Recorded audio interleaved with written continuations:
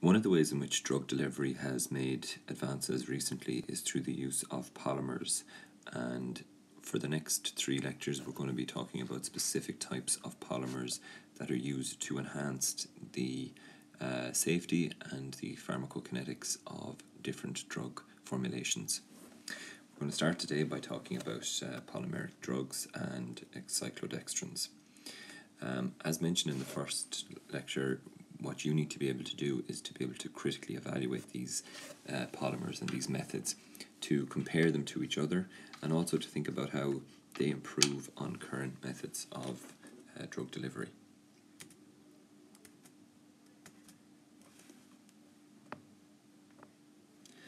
So polymer therapeutics is an umbrella term used to describe a few different types of situations. First one, polymeric drugs. Also polymer-drug conjugates, polymer-protein conjugates, polymeric micelles, and multi-component polyplexes. All classes use specific water-soluble polymers, and these polymers are used in drug delivery to control the release of drugs. The aim of this is to attain the ideal drug pharmacokinetic profile.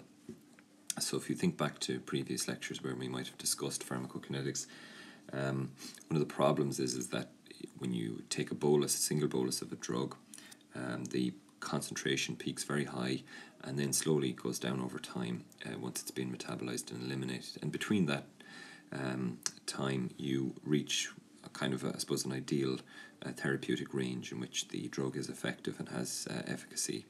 However, during the time when it has very high concentration, it can sometimes cause side effects or off-target effects due to the high levels of the drug circulating in the blood.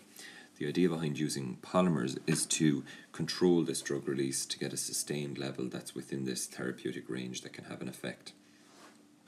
So polymers have been shown to be effective in enhancing drug targeting specificity, lowering drug toxicity, improving treatment absorption rates, and providing protection for pharmaceuticals against biochemical degradation.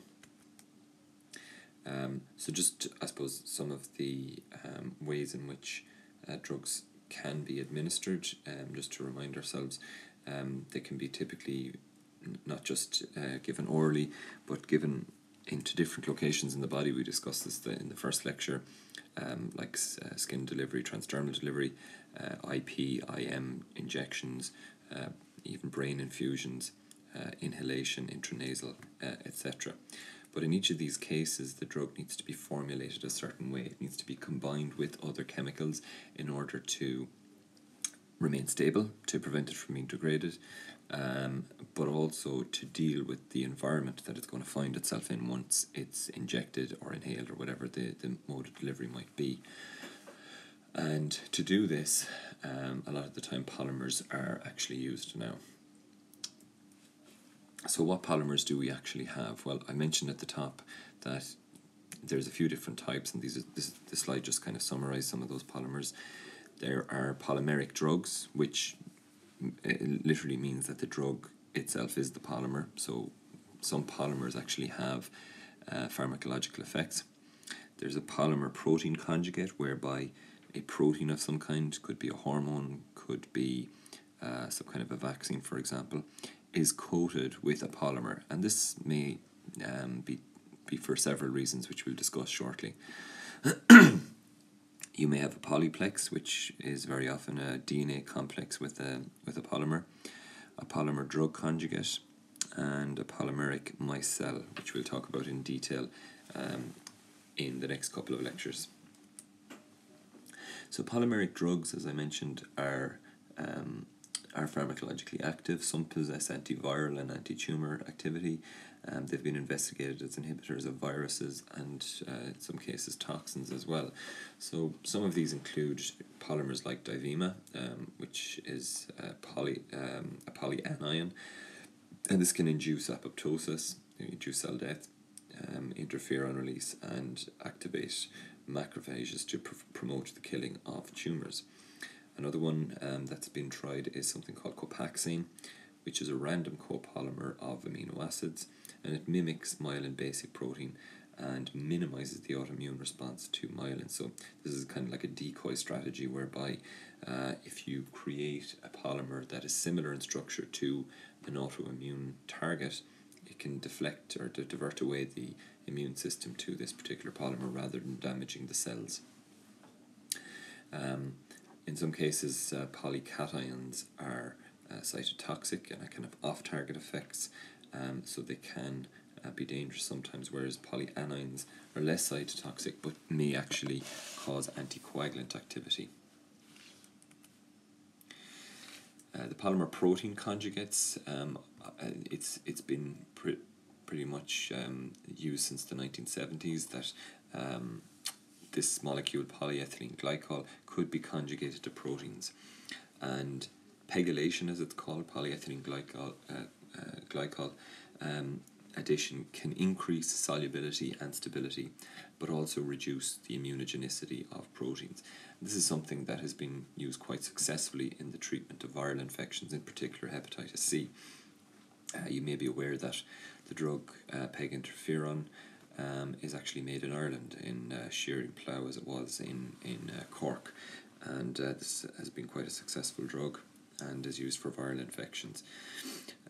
So how it works is that it shields proteins and prolongs the half-life by reducing not only the renal clearance but also its scavenging by cells like macrophages, because the danger is that once a protein is injected into the blood, it can be degraded, it can be acted on by enzymes, and it can also be taken up by the immune system and stimulate an anti-protein response. So this addition of a polymer called polyethylene glycol can shield it from this, and in some cases increase its solubility. The PEG molecule can be linear and branched up to around 40 kilodaltons, and it can be used to conjugate with single or multiple polymers attached. Listed in the table on the right are a number of polymer protein conjugates that are either on the market or have recently been in clinical development. The polymer-drug conjugates work on the same principle in that when you inject a molecule, it can be degraded. So these polymers are added to actually shield the molecules. But in addition to that, you can also add some cell specificity. This is most definitely a means of improving cell specificity for low molecular weight drugs, because when you think about it, if you inject a molecule, a protein, or any type of molecule into the blood, or it reaches the blood circulation, it really doesn't know where to go. And if you would like it to go to the kidney, for example, or to the thymus, or wherever it needs to go, it is relying on the circulation to eventually bring it there. But it's also been taken up by several other different cell types and may cause unnecessary side effects at these sites. However, if you can direct the molecule to a particular site by taking advantage of the physiology of that site or the protein expression at that particular site, it can help in getting it there more specifically and to reduce the side effect profile elsewhere. So the idea would be that you could use specific molecules on the surface of the polymer or the polymer itself to bind to specific surface proteins on target cells. In addition to that, you can also use what's called a bioresponsive linker that is stable during transport, but then releases the drug on arrival at the target site. In some cases, the polymer may actually interfere with the pharmacological action, i.e. the binding to a receptor or an enzyme of some kind. So therefore, it might be necessary to shield the drug during the delivery or distribution process, but when you get to the target organ or the target cell type, you may need to remove the polymer from it. This can be done by building in a linker that is recognized by enzymes. In particular, particular, tetrapeptides have been quite useful. A 4 amino acid sequence that can be stable in circulation, but once it's taken into a cell by endocytosis, it can be cleaved or cut by proteases, in particular lysosomal proteases called cathepsins. As we mentioned, you can use targeting to disease cells in particular. This takes advantage of the knowledge that in some cases, particularly with tumours, they upregulate certain receptors or molecules on the surface of their cells.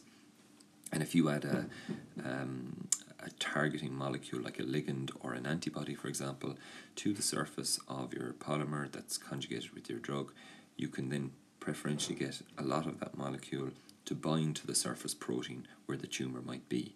And in addition to that, tumours are known to have a natural enhanced permeability and natural retention of drugs. This is known as the EPR effect, or the enhanced permeability and retention effect.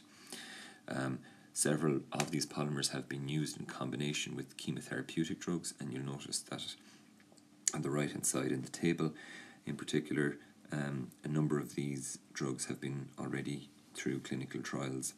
In particular, HPMA, which is a copolymer with 4 peptide linkers, and it's been conjugated with several different chemotherapeutic drugs, most notably doxorubicin. It showed 1,000-fold higher levels in the plasma compared with the free drug. This is demonstrating that it's actually shielding or protecting the molecule from degradation if it was just injected by itself. So what are the benefits then of polymers? Well, I suppose we've been saying this, that the main benefit is it increases the stability of volatile drug agents. In addition to that, they can be produced quite easily. There's been over 30 to 40 years of research on the use of polymers and the injection of polymers. They can have engineered specificity to both the drug and the target, which can be difficult to achieve with other carriers. They are taken up by cells through endocytosis or penocytosis. They can be taken up easily by tumours due to the enhanced permeability and retention effect, and this is we haven't mentioned this before, but it's been shown to be due to higher vascular permeability and also defective drainage from the tumour site. So it gets taken up in larger amounts and it's harder for it to leave the tumour site. Drug can be easily cleaved as well by lysosomal proteases, as we've been saying, so you can shed the polymer, and the drug release profile is very much dependent on the polymer structure. So where we can really see benefits of this is probably in the use of chemotherapeutic agents, whereby you need to kill cells, the cancer cells, but you don't want to damage other cell types as well that are rapidly dividing. So if you can preferentially target the tumour, if you can protect the drug, you can still give it at a reasonable concentration without having to go really high and cause disastrous side effects to other locations in the body. It also gives a sustained release of the drug as well. So when we're talking about modifying the polymers, what are we really talking about? Well, the diagram here shows how potentially a drug could be encapsulated in a polymer and how you might be able to modify those polymers. So you can see on the right, for example, you can use targeting agents like antibodies or given peptides that might be able to bind to a ligand on the surface of a cell. You can use cell-penetrating peptides such as the HIV TAT peptide if you need to get inside a cell rather than just on the surface.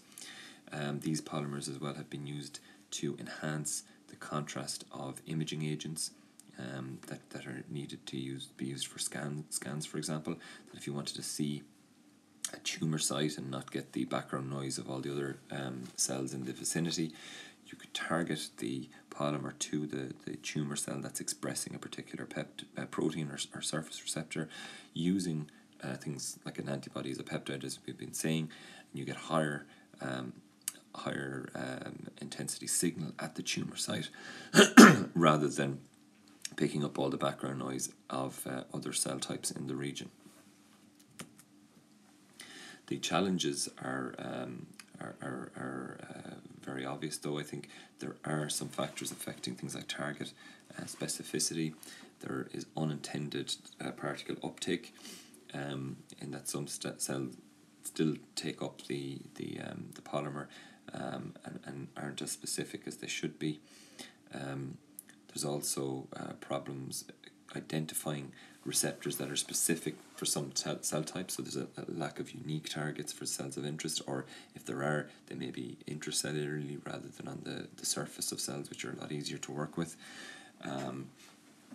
And there's also some problems with efficacy in that it can reduce passive targeting or change the intracellular fate because of the addition of the polymer to the drug or the protein.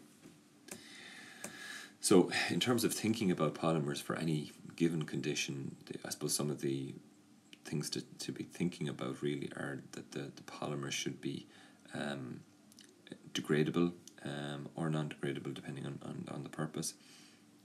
A major disadvantage though with non-degradable polymers is that a surgery is required to remove the polymer from the body once the drug has been depleted. And non-degradable polymers can only be used if removal of the implant is easy. So in this case then, I suppose the degradable polymers are preferential in that they don't require surgery, and there is availability of natural polymers that are usually biodegradable.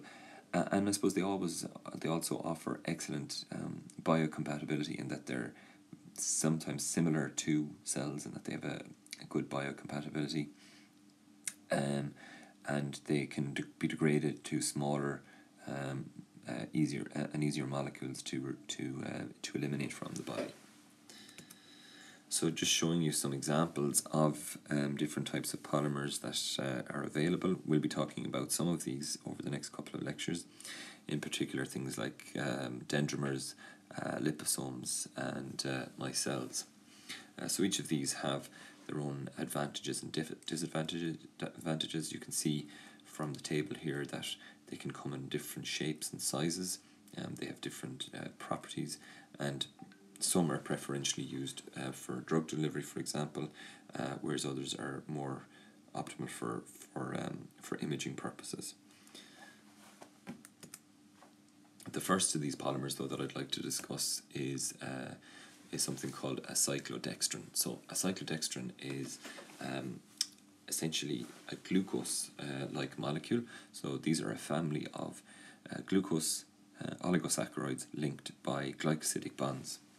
And they're produced as a result of the degradation of starch. So this is something that should be readily available in nature, in that there's a lot of starch, and by acting on starch with this enzyme glucosyl transferase, you can generate these oligosaccharides.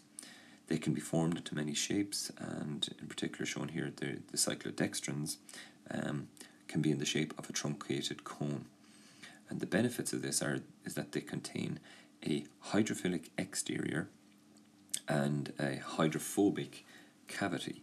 So this gives an added advantage in that you could use these for delivering drugs that are quite hydrophobic or that are quite hydrophilic and may not normally be able to enter via different drug delivery routes. These molecules have been used quite a bit in the food industry in particular, and currently there are close to 40 products that actually contain these molecules, these drugs on the market worldwide. They've been used for purposes such as binding dietary fat, they've been used in cosmetics for things like tanning solutions, etc. They've been used for bioconversion and environmental remediation. They've been used in packing and in the textile industry as well. So just to maybe talk about some of their properties, they're largely water soluble because of the large amount of hydroxyl groups in their structure. They have a reasonably high molecular weight. They're capable of forming inclusion complexes with a wide range of hydrophobic molecules. And probably most beneficial is that they have a really high LD50, meaning that they're quite safe. They're resistant to degradation by human enzymes, but are degraded by the gut microbiota. These are the colonic bacteria, and these have, of course, enzymes known as amylases, which can break down the specific type of glycosidic bond that are present in these cyclodextrins. They also form complexes with fats, things like cholesterol, and they can accumulate in the kidney. So we'll talk about that in just a moment. There are 3 types of cyclodextrins, the alpha, beta and gamma forms, and each of these are slightly different. So the alpha is a 6-membered ring, the beta is a 7-member, and the gamma is an 8-membered ring. The alpha and beta forms are mainly digested by bacteria in the colon, as we've just been saying, but the gamma form can be digested by amylases in the saliva and the gastrointestinal tract. So therefore, the alpha and beta forms are the ones that are generally used in pharmaceuticals, and the gamma forms are the ones that are used in food additives. So just if you take a note of the types of ring structures that are formed, you'll notice that there's plenty of hydroxyl OH groups in the chemical structure, and that each of the different natural forms give a different size cavity. So this, of course, will be important to consider when looking at the size of the molecule that you wish to deliver using these polymers. So the inclusion complexes are, I suppose, the modus operandi, the way in which they work, in that guest molecules are held within the hydrophobic cavity, usually, of the cyclodextrin host molecule, and this provides a microenvironment where nonpolar molecules can enter and form inclusion complexes. This is not fixed or permanent, and no covalent bonds are created or broken, so it's purely on the basis of hydrophobic interactions. The binding strength depends on how well the host cyclodextrin and guest molecule fit together. So just to kind of illustrate this using a diagram, generally one drug molecule is included in one cyclodextrin molecule, and for high molecular weight compounds, more than one cyclodextrin can bind, as shown in figure B. And this, I suppose, exists in a kind of an equilibrium whereby, as we said, it's not permanent or fixed. You can get removal of the drug complex from the hydrophobic cavity. So what actually happens then to the properties of the drug? Well, inclusion complexes can alter the physical chemical properties of both the parent drug and the cyclodextrin.